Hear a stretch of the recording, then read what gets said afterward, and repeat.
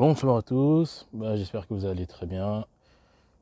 Alors ce soir, donc, on va parler du match Barcelone-Juventus donc, pour le trophée Gamper. Alors les gars, à l'heure où je vous parle, donc, c'est encore la première mi-temps, enfin c'est la mi-temps actuellement, donc c'est l'heure à laquelle je tourne cette vidéo. Écoutez, je ne sais pas pour vous, mais moi j'ai apprécié la première mi-temps quand même, et je m'attendais à pire, surtout lorsque j'ai vu Piqué, Busquets, que j'ai critiqué dans la vidéo d'avant, ainsi que Sergio Roberto. Je me suis dit, oh là là là là, ça va être une boucherie. Je pensais que ça allait être une boucherie, mais pour l'instant, non. À ma grande surprise, pour l'instant, non. J'ai trouvé le Barça assez solidaire, enfin, surtout dans l'effort. Ça défend ensemble, ça attaque ensemble. J'ai eu peur au début, hein. J'ai eu très peur dès que j'ai vu, je crois que c'était la première minute, Busquets qui perd la balle sur une passe ultra facile. Je me suis dit, ça y est, c'est bon. Ça recommence, ça recommence.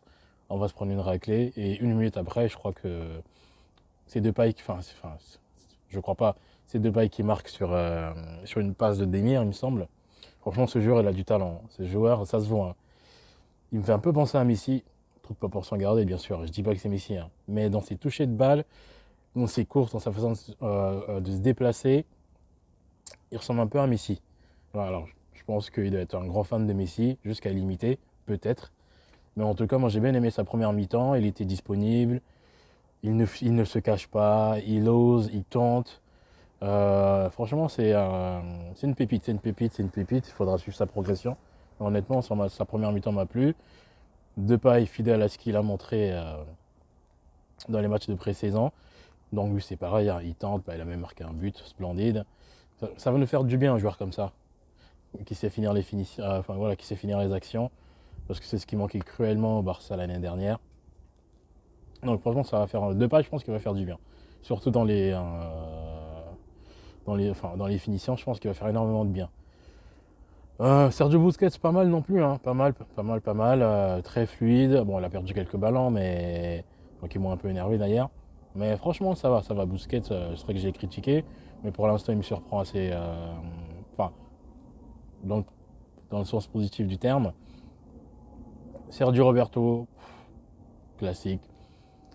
Griezmann, généreux dans l'effort, mais en attaque, bof. Bon, après, Griezmann, on connaît ses qualités, on sait que c'est pas un dribbleur, c'est plutôt un joueur de remise.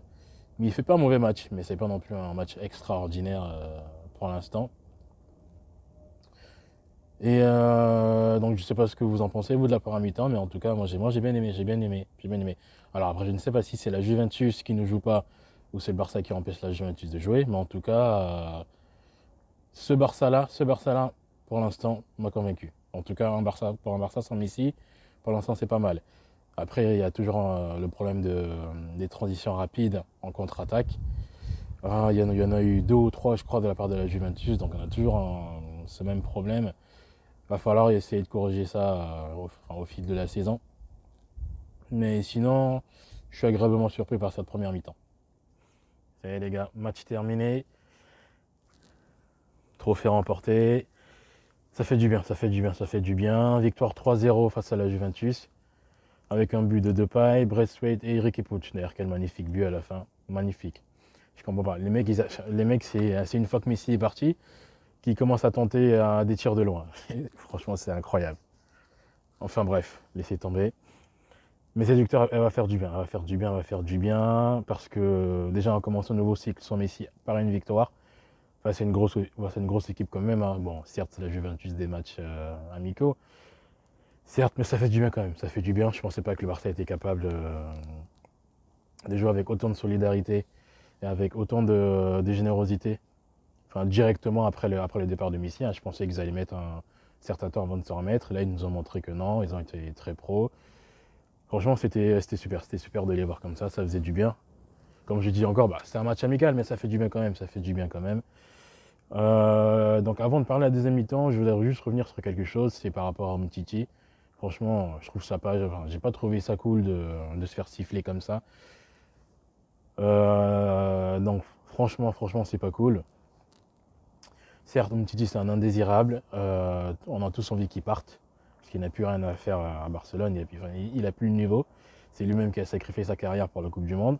C'est un choix qu'il a fait. Voilà, moi j'accepte totalement, mais maintenant qu'il assume. Mais honnêtement, le sifflet, non, franchement, c'est pas juste.